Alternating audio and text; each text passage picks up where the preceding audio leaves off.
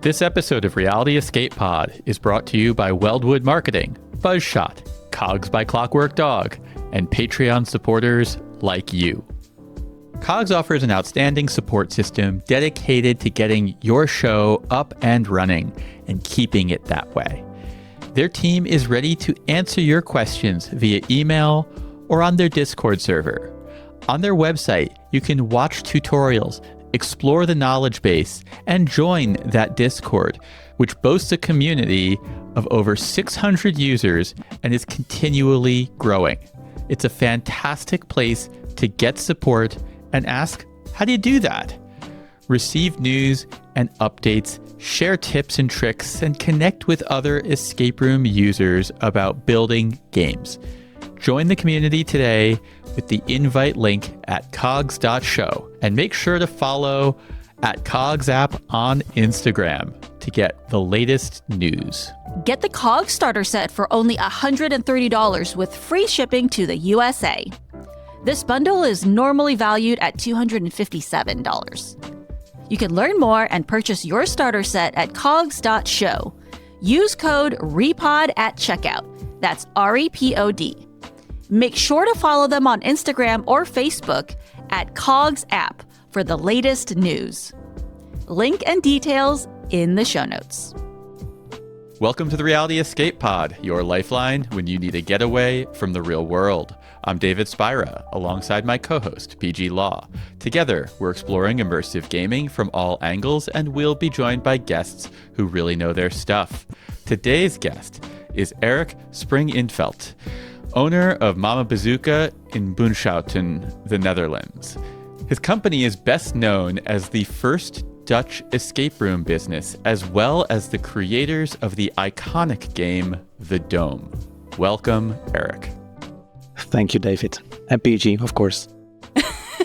I'm so thrilled to finally have you on Repod because The Dome is so famous amongst escape room enthusiasts. It topped the TERPECA list for many, many years, and we're just thrilled to dig into all of your games today. While The Dome gets a lot of attention, I do want to say that Mama Bazooka has 3 games, and each one of them has blown me away in a different way every single time I've had a chance to go and visit and play what you've made. And one of the things I want to do today is we're going to, of course, explore the Dome quite a bit, but I want to help people understand the historic context. What else was happening in this building? Because you've made a lot of really special games. Well, thank you. Yeah, so let's go back to the beginning, Eric. You created the first escape room in the Netherlands, which at the time was named Escape Room Netherlands. What's the origin story there? How did you get started in this? Well, my back then girlfriend, she's from Budapest.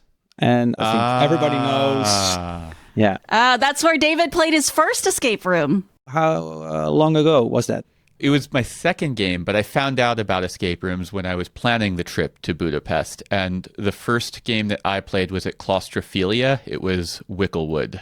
I haven't played that one. But I know that Dory, one of her best friends, was owning an escape room. I think he had the second escape room in the world. If we think that, I don't know, maybe you guys know it better. Parapark was one of the first, right? Yeah, Parapark was one of the first, and certainly the first in Europe. I see. Yeah, we're playing his game, and I was not too enthusiastic immediately. But yeah, it was fun. But Dory was quite enthusiastic, and she went to live in Holland because after she did her graduation, she decided to live here with me.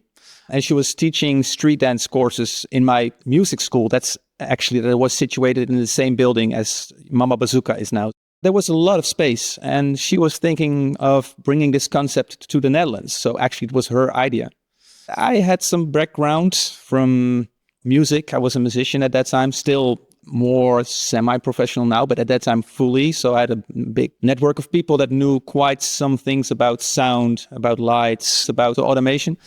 And these people inspired us to create the laboratory because we knew what kind of puzzles we liked when we played a few games in Budapest. But we thought, or I thought, the Dutch people won't buy this. We have to come up with a game where stuff happened, where exciting things were happening, and that you were drawn into the story with a musical theme and background and with a good sound system. We wanted to take it to a different level. I didn't believe that the Dutch people would like it. And in the beginning, people had to get used to it. It was not immediately something that they loved. And it was not immediately that we were fully booked. We really sometimes had to explain to people, of course, what it was. Everybody thought a dark room, no, it's something else. It's an escape room. You have to play games. But for everybody, it was more or less, it was a weird kind of story. But it went mainstream when Victor from Sherlock went on a famous television program, The World Turns, that's literally translated. And then people start to get to know about it. And it became something that people were interested in.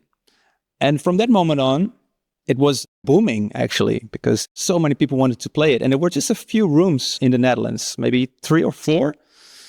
But after that, it went like a snowball effect. So many escape rooms started to pop up. And that's the beginning of how it all started.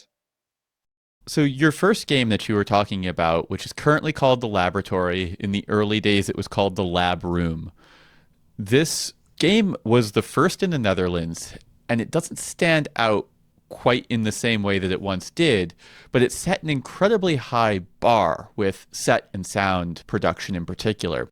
How much has this game been iterated upon over the years, and how much of it is exactly as it was when you first launched it? So 50 or 60% of the game is the same within the room, but we changed 100% of the background of the mechanics, because with building the girls' room, we learned so much. And that was the moment where Arduino was a new thing. So there was a whole different system, how to connect stuff with the computer, with the clock, with the lights. That was a huge eye-opener. It gave so many more possibilities. So we decided to also implement this in the laboratory in the following years. And we've been tweaking the laboratory because that's what we like to do with all our experience. Although with the girls' room, we haven't tweaked that much. But yeah, with the laboratory, we did. Although the setting is the same. We haven't changed any of that. For reference, could we just get a time frame of what year each game was created in? Yeah, 2013, we opened the laboratory. It took us 6 months to build it. 2015, the girls' room. And 2018, the dome. Ah, okay. One of the things that I have long hypothesized about escape room communities is that I think that there are 3 most important games in any given region, and that is the first game, because it sets the standard. Once that game is there, people are either copying it or they're reacting to it, and either way, the level of quality that game sets matters. The second is the first best game, the game that people start to fall in love with, and the third is the current best game. And I cannot understate how shocking it was for me when I went and played The Lab Room in 2017 and knew that this was the first game. And I could not imagine how much better the New York market would have been at the time, and maybe still to this day, if that was where the bar was set when the first games had opened. Because I fell in love with escape rooms, and the game I played first was not impressive. How was the Lab Room different at the time to other escape rooms that you had played at that time? When I played The Lab Room, and we'll put the review that we wrote into the show notes, it was not the best game I played on that trip. It wasn't the best game in the building at the time. I was also playing the girls' room on the same trip. The game on its own didn't blow me away. Its context did. It was so much more produced than what I was used to seeing. 2017, we were still going and playing a lot of companies' first games, early companies' games. And this is just not what it looked like. It had technology, it had sound, it had a set that was very clearly designed and weathered and had a feel to it that felt very deliberate and not just, well, these are all of the things I found and I was able to put locks on all of them and put them into a room, which is how most early escape rooms felt.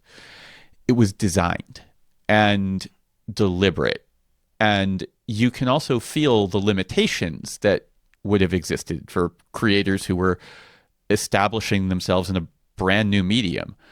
But there was so much more going on. And there was a level of intensity that early escape rooms, the intensity that would exist was there because there were too many puzzles, the game clock was too short, and you were not good enough at this. That was where the intensity came from. But the lab room had an inherent intensity. There was a drama to it. That's really nice to hear. But actually, when I was playing rooms in New York, we just finished the girls' room. And I was with Dory, we went to New York and we thought, okay, we're in New York. We expect something huge here. So the escape rooms must be awesome. But we were actually disappointed because what we liked about escape rooms were the special effects and that it feels like you've been sucked into some kind of atmosphere. And none of the rooms had any of this back then, at least. And that's what we expected to experience. Yeah, it was a different time. And New York has always been a tough market to operate in. It's very expensive. I can imagine. Yeah. Square footage is extraordinarily expensive. And then over time, getting fire inspectors to approve things has made this a very difficult market. I can imagine.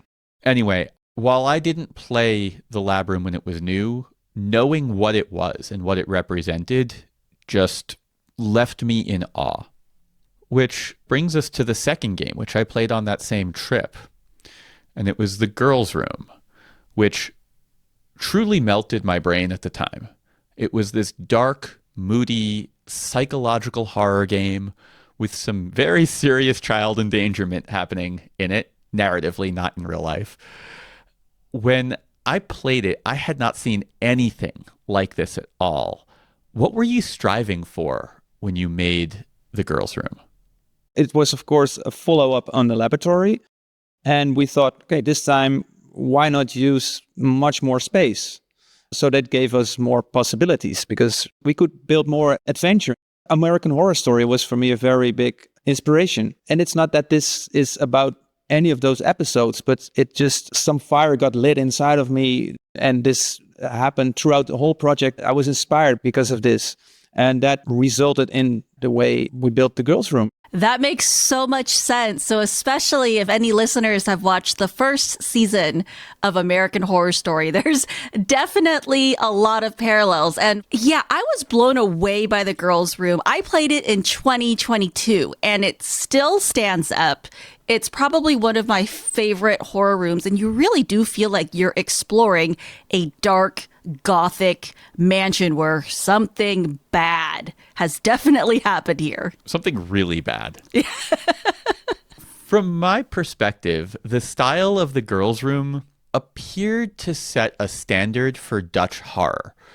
We have seen a lot of revered Dutch games play with similar themes and aesthetics and tone. How do you feel about that at this point? I think it's nice because the other horror games inspired a lot of people to play our room as well. So people just love this genre with horrors. So I think it's a great thing. Yeah, it's clear that the style that you created there has been very resonant in the Dutch escape room community. People really are attracted to this style of game. And at least from my perspective as an outsider, it very much felt like the seeds of that style were the girls' room. I think, yeah, when we look at the time frame back then, of course, it's quite long ago, 10 years already. But back then when we opened up the girls' room, I know it was something new at that time. So I can imagine that a lot of people playing the girls' room got inspired, maybe consciously or subconsciously. But yeah, that's possible. Yeah. It's so interesting to see because I do think that it had quite an influence on the general mood and aesthetic of the horror games in the Netherlands, whereas here in the US, I do feel like a lot of the inspiration for the horror games here spawned from more slaughterhouse style horror films. So we get quite a bit more gore. Yeah. And quite a bit more inspiration from, say, like haunted houses, where it's more like jump scares, air horns. It's really in your face, right? It's a very different style aesthetically. Cool. Yeah, I can imagine. Yeah, that's something that the approach of the girls' room, gore was something that we could go to, but I decided to have it more subtle or more eerie. Yeah, that was a choice because that's what a lot of people also were telling us, like, yeah, you have to do something like Saw and extreme and everything. But I think it's really awesome and great, but it's not something I think I could pull off because I don't watch these kind of movies or series too much. So then I'm sure that I would fake it, as a creator. I have to do something that I like, that I feel, or that I can keep myself motivated or inspired. It's a better way of saying it, to create the project and to have some kind of overview of the vibe during the project and without losing it. So that was a decision for me to go for this vibe. I like it when things are left a little bit to the player's imagination, because whether I like it or not, my imagination is usually more messed up than anything an escape room creator is going to be able to produce. Yes, because the entire time I'm in these Dutch horror escape rooms, you're filled with anticipation, the dread. Whereas once you've seen the dismembered body part, it's like a little bit shocking at first, and then you very quickly get desensitized to the fake body parts, And so I do like this more psychological horror style.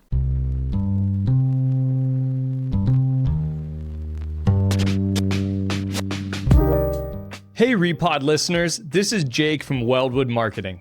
Every great escape room needs smart strategy and clever execution. The same goes for your digital marketing. Whether you need a better website, stronger Google rankings, or ads that actually work, Weldwood Marketing has your back. Let's turn more searchers into players. So David, we interview so many escape room owners, and I think the number one complaint is the difficulty of marketing their games. It really is hard. And one of the biggest problems with that difficulty is that if people aren't finding your games, they can't buy tickets, they can't show up. It's one of those things. It doesn't matter how good your game is if no one is coming to play it.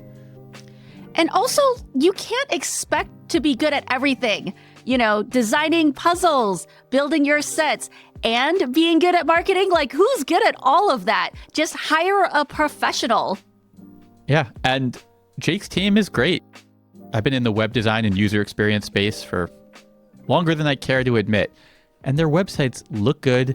They're programmed well, and I'm not surprised that his clients are happy because those are good websites.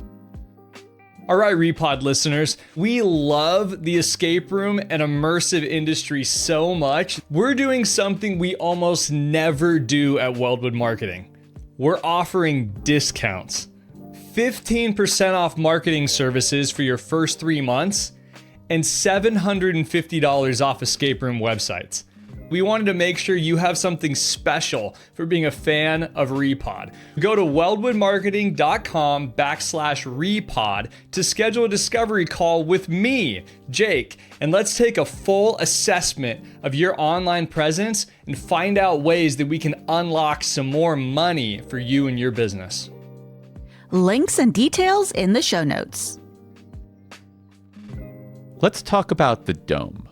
And before we do that, I want to tell you that the Dome has been my go-to example when I explain high-end escape rooms to people who barely know what escape rooms are. There's a slide in almost every single talk that I have ever given that features the Dome. Cool. I want to describe it to you the same way I describe it to everyone, and I'm curious to hear how this lands for you. Okay.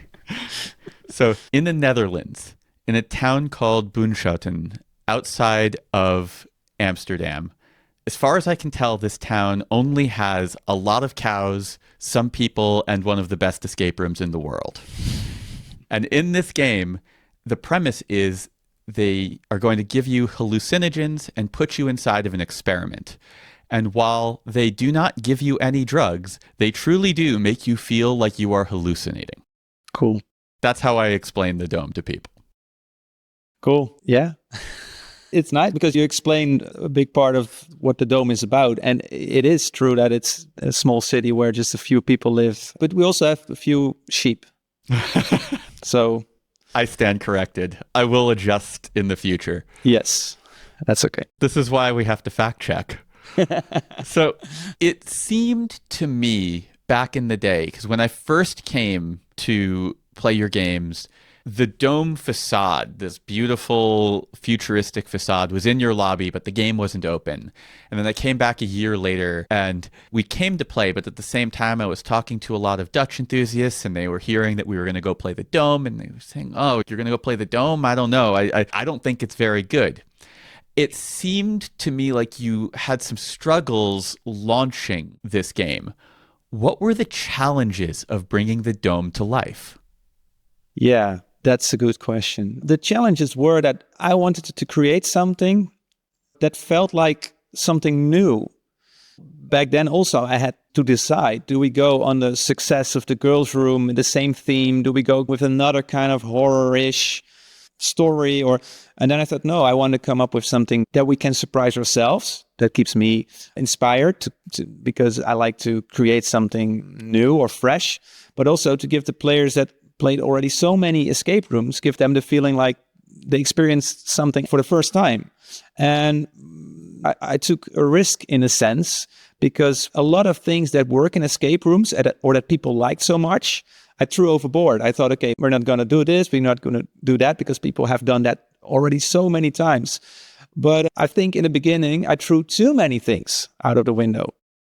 And the other thing was that during the project, I really lost my inspiration. So, because I estimated to build a dome in 1 year time with the team. I thought, okay, this should be possible. It took 2 years. And I know nowadays that's a normal time to build an escape room. Maybe 3 years, 4 years. Some people do that. 2 years sounds nice for a high-end game at this point in time. But at that time, people were 2 years. That's insane. I remember, what are you doing? And of course, every owner knows there is a point of no return at a certain moment. And you invested so much, of course, of your effort and everything, but also financially. And this stressed me a lot, because I thought, okay, how can we pull this off? Because we still had to build so much, and everything always is so much more expensive than you think or than you estimate beforehand. That's also what everybody knows. You almost cannot know beforehand how much it is.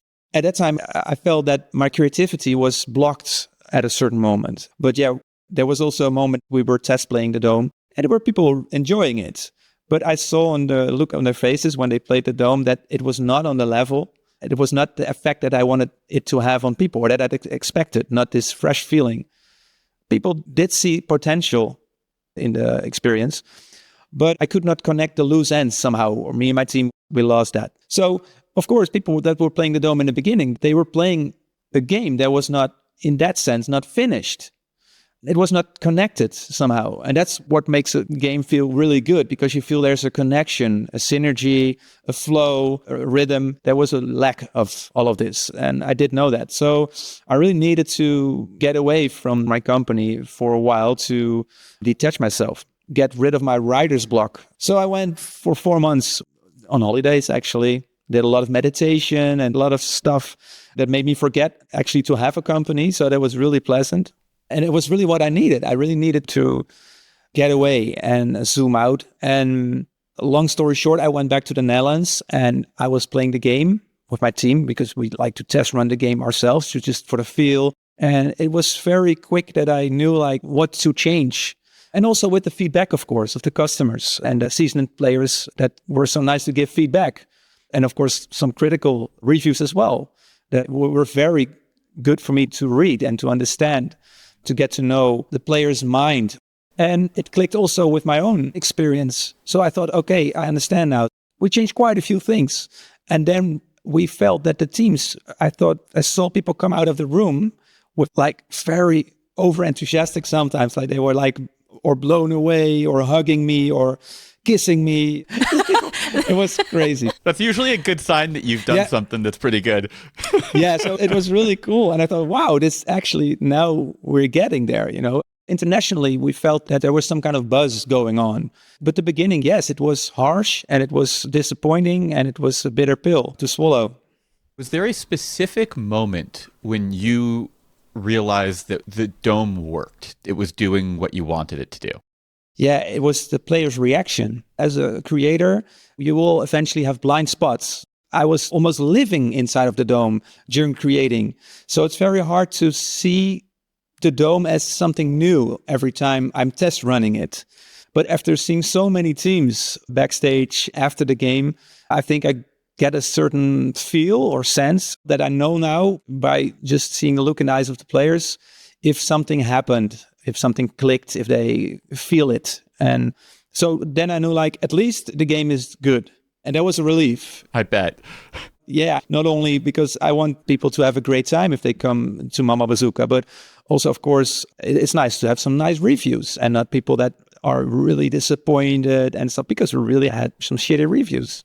I felt it because when we published our review, we got messages from Dutch players who were angry at us, who had played the early versions of the game, and they thought that we were crazy. And I was like, I think you should go back and replay it, because what you're describing does not sound like the thing that I played. I think you just played an early version of it.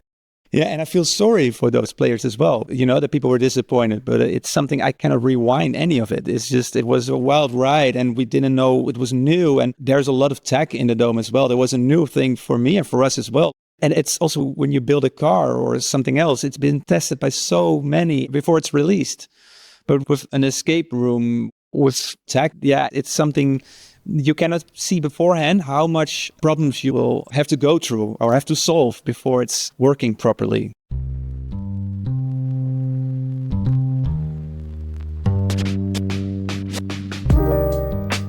Hey, escape room owners! Are you looking to level up your marketing and operations? BuzzShot is an all-in-one solution for powering business growth and improving the customer experience. They offer a ton of pre- and post-game features, including waiver management, creating awesome branded team photos, and they can streamline review management for Yelp, TripAdvisor, Google Reviews, Facebook Reviews, wherever people review. They got you covered. And they also offer integrations with Cogs. Cogs offers an outstanding support system dedicated to getting your show up and running and keeping it that way. Their team is ready to answer your questions via email or on their Discord server. On their website, you can watch tutorials, explore the knowledge base, and join that Discord, which boasts a community of over 600 users and is continually growing. It's a fantastic place to get support and ask, how do you do that? Receive news and updates, share tips and tricks, and connect with other escape room users about building games. Join the community today with the invite link at cogs.show, and make sure to follow at CogsApp on Instagram to get the latest news. Streamline your marketing and grow your escape room business. Repod listeners get an extended free trial and 20% off your first 3 months with no setup fees or hidden charges. Visit buzzshot.com/repod, that's REPOD, to learn more. Link and details in the show notes. One of the things that has really impressed me about your company is how well produced all of your videos are. And the Dome especially used to have a very impressively produced trailer. Thanks. That we can't find it anymore. But what was the story there? You can still find it on the dark web, but somewhere. No, it's still online, but you have to look through Google. You can find it. But what's the story? Yeah, well, that's the same with the Dome. I wanted to come up with a trailer actually that didn't have anything to do with anything that people would experience in the Dome experience. I just found that fun because it still has something to do with the background story. It was just an extension. So if people would really pay attention to the trailer and open their mind to what's happening in the Dome, they can connect things and they can see it has got to do with each other. But I did notice that was maybe too optimistic thinking. And that's, I think, sometimes a problem with the escape room. You have 1 hour or, okay, some games are longer. At least we chose for a 1 hour format to get the story across. If you include a different story on the side, that it gets, for most people, a little bit too much information. So we noticed that when we didn't show the trailer or anything, that people were less confused. So it's a pity because I do like the trailer. Every time I see it, I'm enjoying it. And I think it's cool. But yeah, we've noticed that it didn't work out the way I expected it to. But for the hardcore people, of course, watch the trailer. It's a really cool video. Thanks. You have reworked the Dome in recent years to pipeline it. And by pipeline, I mean you have restructured the game so that you can get two different teams in at a time. They don't play together. They're all on their separate paths. It has allowed many more guests to play the Dome. What was this modification process like for you? It was quite intense because the Dome isn't built for a pipeline, obviously. At that time, I wasn't thinking of it even. Very few people were at the time. Because the Dome became a success, many people wanted to play it. And I thought, is there any possibility, that we can have more teams during the day? And just went to the drawing board. And it turned out actually that it was very doable to create a pipeline out of the Dome. But there were, of course, quite a few challenges because with a pipeline, I don't want anyone to feel that it's a pipeline game. That's super important. And that's something that we put a lot of effort in, that it's impossible to experience this. Because I did play pipeline game, but it did feel like a pipeline for me. And I felt pressure. I didn't like that too much. So yeah, we put a lot of effort in that. And as far as I can say, we succeeded because I'm sure no team ever that played the Dome recently felt like that. When you did the cutover to the pipeline version, that was one of the things I was really curious about. And I asked friends as they were going through, what did you think of the Dome? I didn't even mention the pipeline. I was just saying, like, how'd you like the Dome? And everyone still loved it. So I was like, cool, they landed it. Nice. Yeah, it's October last year. So how has pipelining impacted your business? Well, at least, of course, it's nice that we can have more guests, but it was also quite an investment because we needed to change a lot of tech and things and also hours of work. We put a lot of effort in it. So from that point of view, I think it is a good investment from the business point of view. What has it been like sitting near the top of the TERPECA Awards for so long? Of course, it's an honor and super blessed, humbled that so many people enjoy this from all over the world, from the community. So it's amazing and beautiful that we created something that has put a mark on the players for their experience, that they don't forget about the experience, because that's what I like about the creation, is that it leaves something that people do remember the experience. And that's what I feel with the Dome, and that's what I get back from people, that it's a special experience. So that's what I aimed to create with my team, and it happened. And of course, the TERPECA is the icing on the cake. It's beautiful that there is a platform also for all the other rooms, that players know now where to go if they want to have more of a high-end experience.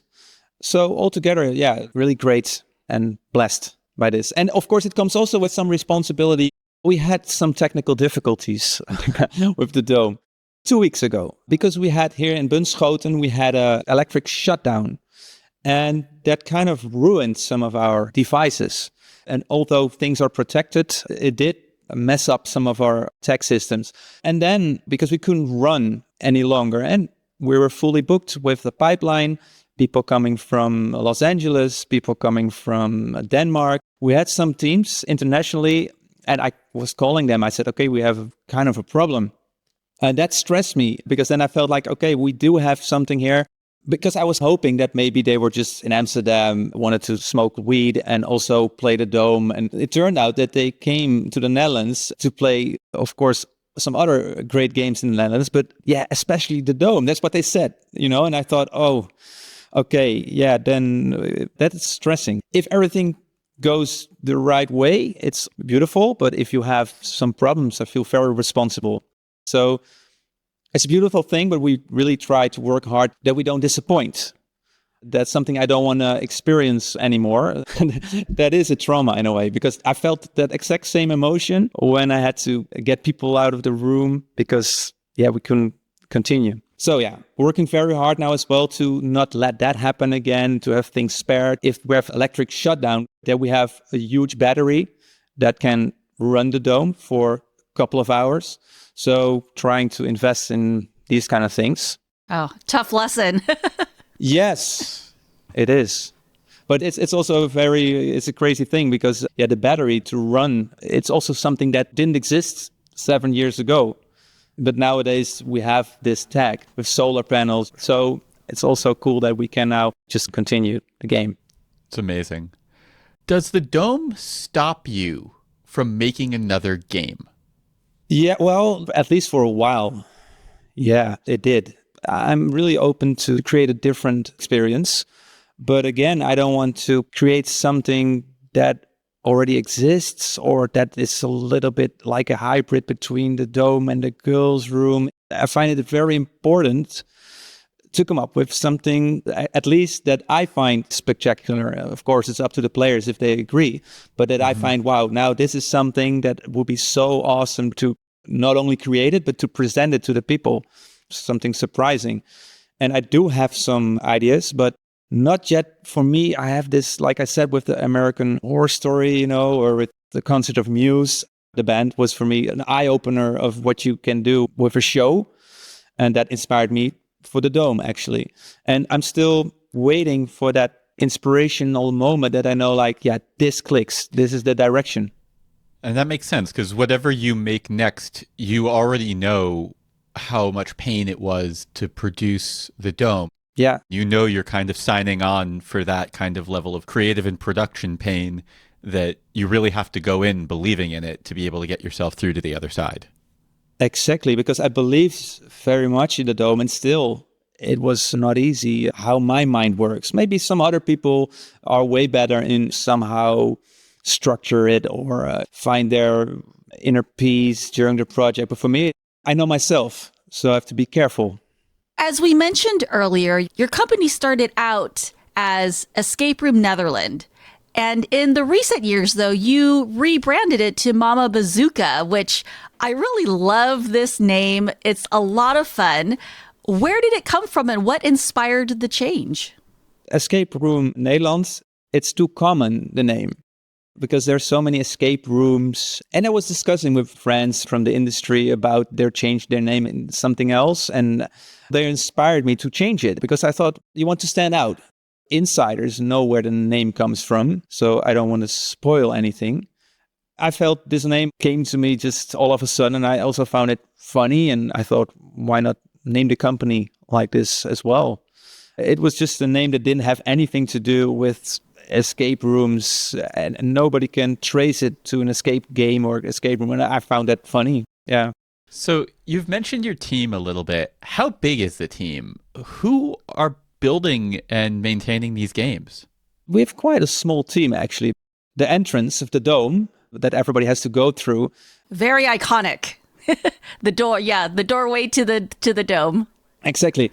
It's been designed by Jan Kees. And yeah, the doorway, it turned out to be very important, like a billboard, for example. Because people that come to play the girls' room, come to play the laboratory, they see this. Because it was already 1 year before we opened. This was already there. I thought we need to somehow tickle the people or to inspire them to come to play. And that turned out really good. And yeah, I'm really happy with that outcome as well. I had seen that doorway a year before I played it, and all I wanted to know was what is inside that door. It was like Seven. It was like, what's in the box? Yeah. We cannot stress the importance of this doorway as a calling card. I mean, it is so impressive. Everybody wants to take their photos in front of it. It was such a smart business decision. Cool. But right now, Jan Kees, he is from this village, Jan Kees van den Berg, and with him, we both created the dome. I have a certain feel, and he knows how to put it on paper, because I cannot draw at all. He's an amazing designer, and we have this creative click. And to this day, still with creating different things for the dome, because today we were working on some things to change. And then Leo and Jasper, the two guys, they are working for the tech, and they're really very talented. And they came in after the dome was already built. So before them, Hans, also a guy from this village, he was very important for the tech from the dome.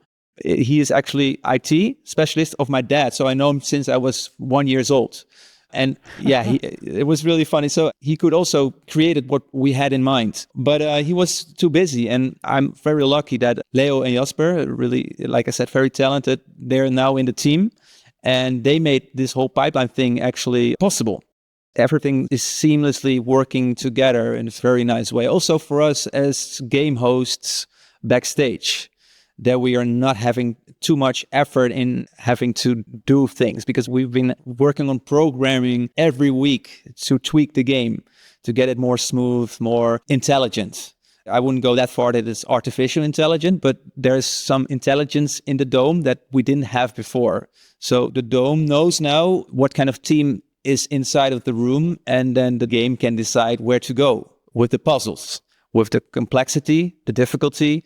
So that's something we've been working on as well. So maybe that's also nice to mention, because I do believe also for us, but also for the future escape rooms, this is something that I can see that's very important.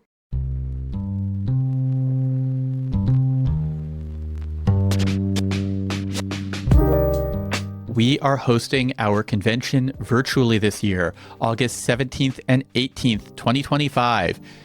Everyone can come to Recon. Tickets start at the low, low price of free, and they're very affordable for community tickets if you want to play our game and participate in the conversation. And if you're a pro and you want to get into all of the exclusive discussions, come join. Check out what we're doing. There is no more accessible or affordable way to get top-notch learnings and knowledge about the creation and business of escape rooms. Learn more at realityescapecon.com. What do you get when you cross puzzles, pals, and trivia? It's PG's Playhouse, our new show where we play games and explore interesting topics. If you love wordplay and learning about new things, check out PG's Playhouse, available now wherever you get your podcasts. You have an absolutely incredible lobby. It's one of my favorite escape room lobbies. It's large, it's comfortable, it's filled with all sorts of toys and games. There's a drink and a snack counter where you just grab what you want. You know, it's like honor system where you track how you pay for it. What inspired you to create this lobby? If I go somewhere, I really want to feel at ease. And there's quite a few things that need to be in check for me to feel comfortable somewhere. So I'm very picky on that. So I thought, what can I create? What kind of room would I like to enter? That I just have some distraction maybe, or I feel at home, or I can just relax on a nice couch. So actually, this is how I would like to enter a place. And that's what I created. But I'm glad you like it as well. It's very comfortable, especially if you want to come and play multiple games. It's a fun place just to hang out. If you come to travel from far, it's nice that you can stay a little bit longer as well. That's what I feel, that people think, okay, we come to drive 3 hours and at least it's not play the game and get out. No, just take your time. You're home here. Just feel free. And for us as game hosts, make it more comfy with our guests, because then they are really guests and not people that just drop by and play a game and get out. So it's more to connect with our guests as well. We have some more time. But we can also let them be. We don't have to be involved all the time because they have a good time with each other. They don't need us as a game host to be interfering with them all the time. Dutch lobbies often have these snack bars that you can take food and drink, and you just write down what you've taken, and at the end of your stay there, you pay what you owe. I have not seen this anywhere in the world. I am curious, were you the originator of that, or is that a trend that exists in other places, or like, where did that come from? I haven't seen it anywhere before we did it, except when I was on holiday in Greece. Once, when I was younger, there was some kind of trust bar in the hotel where you could put your coins in a thing. But no, I didn't see it happening anywhere in the Netherlands on this scale. Actually, no. I don't know if we are the first ones to do this in that way, but I do know that, that I didn't see it anywhere else. I love it. Whenever we travel to the Netherlands, I love that there's just this easy access variety of snacks. There's good stuff behind these counters, which I often don't get at escape rooms. And there's booze. And there's booze. Yes, that is true. We've mentioned the town that Mama Bazooka is in, Bunschoten, and I am curious, how aware is the town of Mama Bazooka's international appeal? Some people are, for example, the restaurants in the area, because we do have some restaurants, David.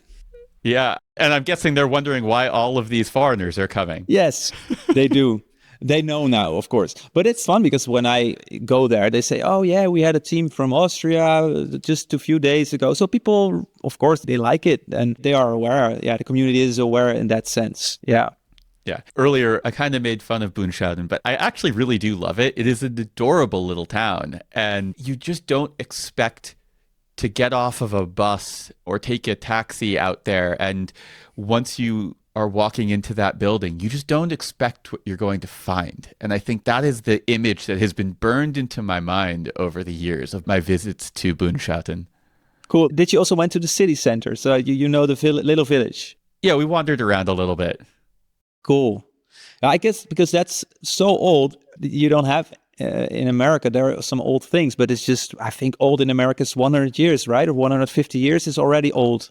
Yeah, I would say that that's a pretty accurate statement. Yeah, right. Yeah, exactly. So this is, of course, hundreds of years. So that's cool. But that's cool that you're enjoying it. You go a little bit further than just the escape room. You mentioned your musical background, and every time I visited Mama Bazooka, I also noticed that there was this beautiful practice space for a band. And in poking around to prep for this episode, I found your background as a drummer and a number of videos of you playing. You're quite good. About my career was always, I was a drummer until I became a creator of escape rooms. I still love to play drums, but I have a problem with the night shifts. I couldn't deal with that, to be always on the road till late or to be on tour. And it just stressed me, as I needed to have a more stable life. I didn't know how to find it. I couldn't find it as a musician, but escape rooms gave me this opportunity to still be very creative and working with music, but also with other things that I like a lot. Because my background, I forgot to mention, maybe it's fun to mention as well, but my parents also come from a very creative background. My mom was a puppeteer in the theaters, and my dad was creating the set designs for her. And so as a little child, I always was backstage to see the show. And to also, they asked me because I was their target group.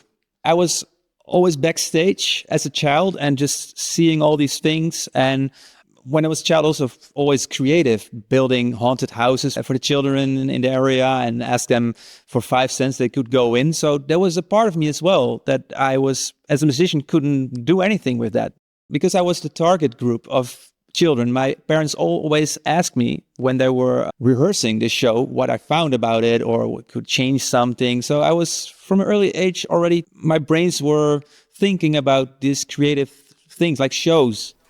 Ah, you were the beta tester for your mom's puppet theater. Exactly. Looking back now, I can see that from this creative background. And also, my parents were managing famous Dutch artists. So I was always at productions, quite big productions. And that inspired me to maybe to also think bigger than a normal escape room. So when are we getting a puppet escape room? I want a puppet horror escape room because I've seen comedy puppets. I want a horror puppet escape room. There's an awesome one in Amersfoort, in a city nearby. Puppet, it's called. So there is already. Yeah. So you Yes, can play that came out after I visited, so I'll have to go back and play it. Yes. So, Eric, what comes next for you? I don't know. That's what I said. I'm really waiting still. I have a book full of ideas from the past 6-7 years, but still, I don't have the right concept. I'm playing a lot of drums right now. I'm making a lot of music. That's actually what I'm doing right now. Great. Yeah, it's a lot of fun. You got to take another 4-month holiday and get reinspired. Maybe. Yeah, we'll see. I'm not in a rush. I just enjoy. I try to keep the quality of the games that we're running as high as possible. So at least there's hope that there may be a new game from you in the future, and that's good enough for me. Cool. Eric, what is the best way for people to follow you and your work and connect with you? Well, I'm anti-social media. I'm sensitive to be addicted to these things. I think most people are. That's what it's made of. Those things really destroy my creativity. So my smartphone, Instagram, Facebook, all these things are just like the kryptonite for my creativity. So I try really to get rid of these things. Yeah, and that goes quite well now. But if people want to go to mamabazooka.nl and then you can see if there is a new room. And hopefully, when it's the time, of course, Room Escape artists will write a good review. Maybe a little bit critical, but that's good. Hey, when you have a new game open, I will be there. Cool. In week 1.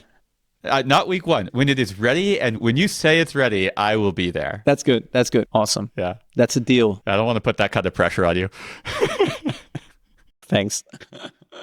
Eric, thank you for joining us. It's been a pleasure. I have been wanting to do this interview for many, many years, and I held off for a while because I had this dream of bringing an escape room tour to the Netherlands. I had the idea after playing the Dome, and I thought we were going to have you on and talk about all of your work and then tell people, buy a ticket, come to the Netherlands with us. But the truth is we sold out in like hours. Wow. We never even really got the tickets on sale before they sold out. But over the years, I've gotten to know you, and I have watched the way that you approach everything you do as this exercise in creativity and the struggles that you have against the practical reality of what can be made and what you have available to you. And watching the way that you have pushed against those and carved out a voice and a path for yourself has been truly inspiring. I think of you as an artist in this space, and this conversation has added a lot of depth to my understanding that has only reinforced my feelings about you, your team, and what you're all making. And I just want to say thank you for all the fun. Wow. Thanks. Beautiful. Thank you so much. This episode of Reality Escape Pod is produced by Teresa Piazza with support by Lisa Spira and Richard Burns. We're edited by Steve Ewing of Stand Inside Media, music by Ryan Elder, logo by Janine Proct, and all of this is brought to you by RoomEscapeArtist.com, your home for well-researched, rational, and reasonably humorous escape room and immersive gaming content and events. Boy, am I aware that everyone out there is competing for your Patreon dollars these days. And I gotta tell you, we benefit so much from our Patreon community, from the financial support and the moral support that they provide. We have grown so much over the last few years. And by grow, I really mean we've built a lot of infrastructure to make all of Room Escape Artist work so much better. And that is only possible because of our Patreon community. That is the bedrock that everything we're doing is built upon. And we are so deeply thankful to every single person who has joined. And if you have the money and you're able to, we will be so appreciative if you can put your support behind us. And if you're loving our content, we do have more. We have the bonus after show where we continue the conversation with our guests, and it is a whole lot of fun. And if you want recaps, walkthroughs of specific escape rooms, we've got the Spoilers Club. That is one of my favorite shows to record because I get to really dig deep into these escape rooms, talk about how they're made, and just generally gush about what I loved about these wonderful experiences. Check out patreon.com/roomescapeartist for more details on our additional shows. And a very big thank you to our highest level Patreon backers: Derek Tam, Breakout Games, Escaparium, Pat Dupin from Olivier Escape, Panic Room, Chris Laughlin, Rex Miller, Mark from Keystone Escape Games, Byron Delmonico, Karen, Kieran from Mystery Unfolds, and Andy Mincer. We truly appreciate your ongoing support. If you have gotten this far and you have not yet left a 5-star review for us on Spotify or Apple Podcasts, please go do so. It does so much to help signal to other people and to the algorithms that this show is worth listening to. So the craziest thing that ever happened to me was when I was a game host for the Dome. And there is a prop in the Dome. I cannot mention it, but this prop is impossible to get as a team. It's impossible. It's behind something, out of reach. So we were backstage and we were like, this team, they had this prop. How did they get this prop? So we were like, Oh no. couldn't understand. We were just totally in shock, actually. We were so shocked that I didn't even go to check backstage how they got it, because I just assumed they got it, or we were just really confused. So when they got out, we were like, how come? How did you get this? And they were crying and laughter. And it turned out that they took this prop with them because Marieke from Escape from Wonderland, from Leiden, she had this team visiting her before they went to the dome. And she said, okay, take this prop with you. And at a certain moment in game, you will know, you take this prop out of your shirt or something, and it will be funny. So actually, she pranked us with this, and we were... It was amazing.